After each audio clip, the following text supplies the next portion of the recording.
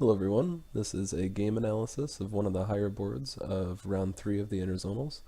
I'm not doing a live analysis this time. With the big holiday in November, I didn't really have too much time, so now that we're back in the swing of things, I'd like to take a look at rounds 3 and 4.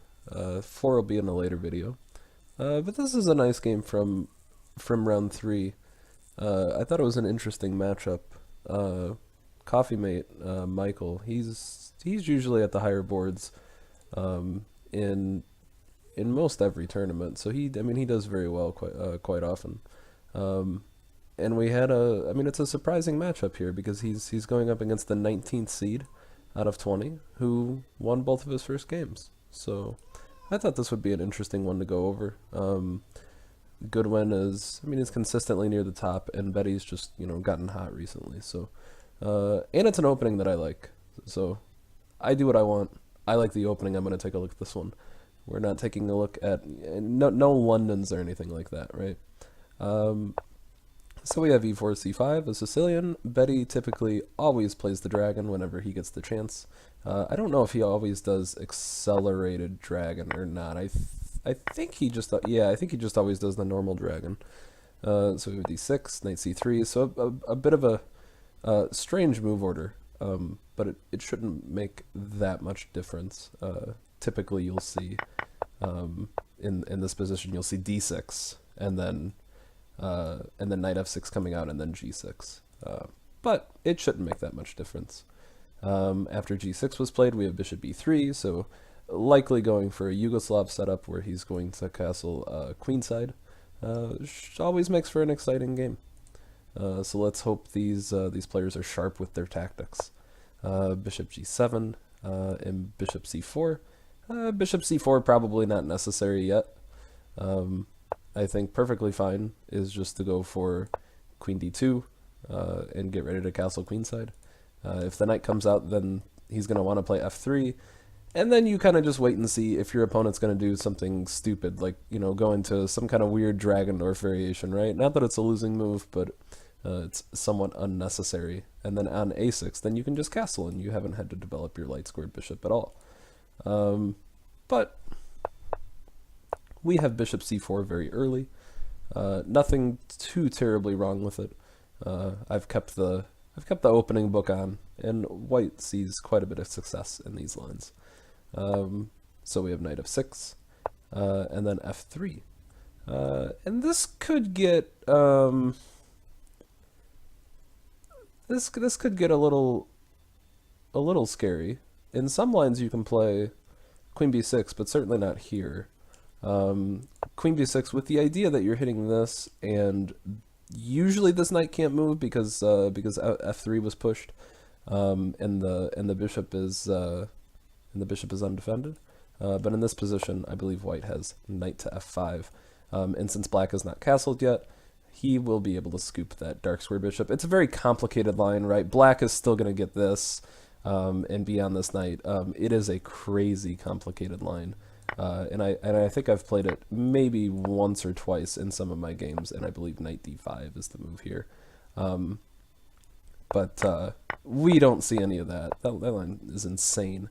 We just have just a normal castles, and queen d2 is played, and white should be totally fine here, not having to ever worry about queen to b6. Usually this queen to b6 line is a tactic that you can do in the accelerated dragon, where there's some queen attacking the b pawn, so the bishop will move back, and sometimes there's some knight takes e4 stuff with a discovery on the d knight and winning a pawn.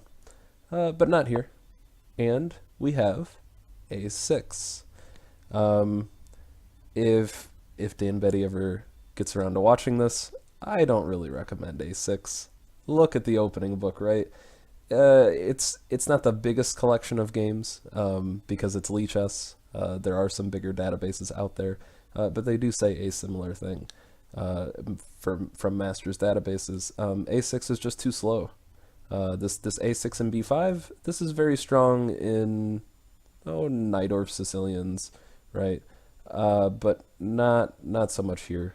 Usually, if there is a queenside castle, You're wanting to go for things like a5, things like d5, and stuff like that. Occasionally a Chinese dragon where you're playing b5 after preparing it with bishop d7 and rook b8. Sometimes it's a pawn sacrifice. But a6 is just slow. You play the dragon to be aggressive, and this is definitely not so. So we have, I think, quite a few mistakes here back to back. If I'm reading the if I have the board correctly in my head after reading ahead from the notation, bishop to h6 just looks like a blunder, right? You have to, the idea is good, but you have to castle queenside first. Bishop h6, and it looks like black misses it, but black just has bishop takes, and queen takes, hangs the knight.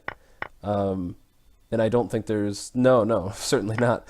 There's no in-between move like this because we have another in-betweener with check.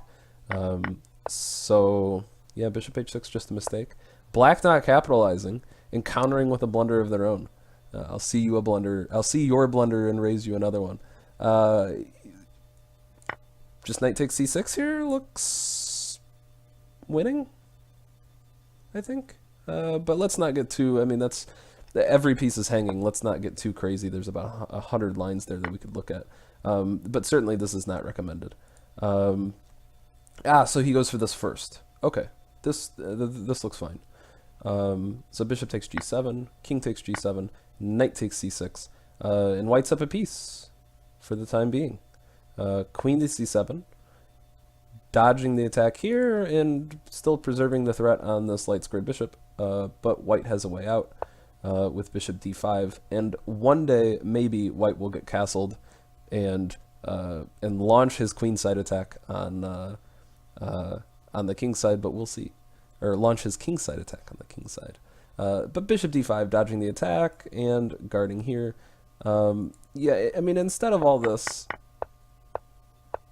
instead of bishop h6, I mean, white should just be going for this very principled attack.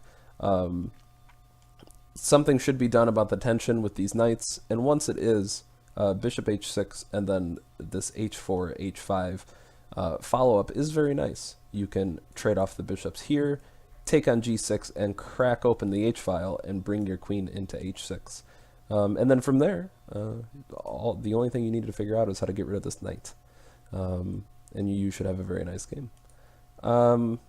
But yeah, so we have kind of back-to-back blunders here, which is somewhat disappointing. Let's hope the rest of the game is a little bit more exciting. But okay, so he's got to figure out where he's going to put his knight. He chooses b4. Yeah, there's not too many other squares that I think I would choose. So that's probably sufficient. Bishop takes and knight takes, and now he's got a huge, very powerful knight on d5. And white should be looking now to just consolidate. He's up a piece. So we have knight takes d5, knight takes d5. That strong knight is still there. This is a very common theme in the dragon. I know white's up a piece, but we can still talk about some positional themes. White will sometimes just bring this knight in here to d5, and it's very hard to get rid of. Even if this black knight is here, it's very hard to get rid of. You can't ever really play e6 because this weakens the d pawn, and you can't really ever take the knight either because after capturing with a pawn, we could have a lot of pressure on this e pawn that doesn't really want to move. So yeah, this knight d5 move. It's strong here because white's up a piece, but it's also extremely strong just in normal dragons where material's even. So queen d4 check, f6. Yeah, we don't, not very great pawn structure here. Maybe knight f4. Knight f4, queen d7 is maybe the best way to defend against that. But knight f4 could be an interesting idea, and we have a kingside castle, which is probably better here now. You're up the piece. You haven't really castled yet. Why castle queenside and potentially jeopardize your king? It looks much safer over here on the king side. So now e6. and these are weaknesses. Probably this D pawn is now now a weakness that black is going to always have. Knight to f4, and it looks like white is going to be very happy to trade after this fork. Knight to e6 check. King f7. Oh, and the king went to f7. Yeah, I think king h8 is really where you want to go here, right? Yeah, after king f7, queen d5. It's quite nice. We are going to have some discoveries. Queen b6 check and then king h1. I wonder if... No, nothing like this. You always got to be on the lookout for those moves, but certainly nothing like that. Sometimes those moves are fantastic. You get to block a check and also do a discovered check. Unfortunately, they don't work here because then the knight is just pinned after, and it's being attacked by either one of these pawns. So king h1 seems nice, and white's position is just very nice after this. Whether he has anything immediately tactical or not. And after rook fc8, it looks like he does, yeah, with knight c7 check. There wasn't, to my eyes, not really a way to get out of this. So this queen d5 move was very nice, taking advantage of this king f7 move that was probably unnecessary. So rook fc8, knight c7 check, and queen d6. Thought he would throw that in there. That's a nice idea. Get as much as we can. Oh, and he goes over and takes this. No, I don't think knight e6 is really working. Knight e6, and the mate just gets defended, so that makes sense. Takes, and he's up a rook. And it looks like the game probably went on too long after this. Let's go ahead and speed through some moves and see how it continued. See if we find anything majorly wrong with white's endgame technique. If we don't, then I will just be able to show the conclusion of this game without that much commentary. This is probably not to be recommended, this pawn move here. It just opens the king way too much. Whether you're down a rook or not, you should at least try to make it as hard on your opponent as possible. Doubling up on the d-file, very nice idea, and he's just going to break through and trade off every piece. And he's just up a queen. So this was very nice endgame technique from white. And let's just play it out to the conclusion. I imagine he just runs the pawn all the way down and promotes to a rook, and to avoid any kind of stalemates. Even though, I mean, he's got some time. That's probably not necessary. But, all right. And that's the conclusion of the game.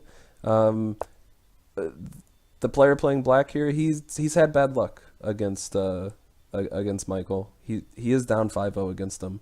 But he's playing quite well as of late. So I'll definitely be on the lookout for more of his games. The Dragon's always exciting, always fun to talk about some of the opening ideas, some of the middle game ideas. The knight d5 idea is one that's probably lesser known than a lot of the crazy kingside attacks that the Yugoslav has against the Dragon. So that's definitely a nice one to keep an eye out for. But okay, I'll look to do another game analysis, not a live one, of round 4, and then hopefully we'll be back to the live game analyses of the future rounds, but that all depends with the holidays coming up. And I would like to, I'll probably play some training games with someone and upload those as well, just so I'm actually doing some playing and not just analyzing, right? Getting into the fray and not just, yelling at people for bad moves. So, all right, thank you all for watching, and I'll see you later. Bye.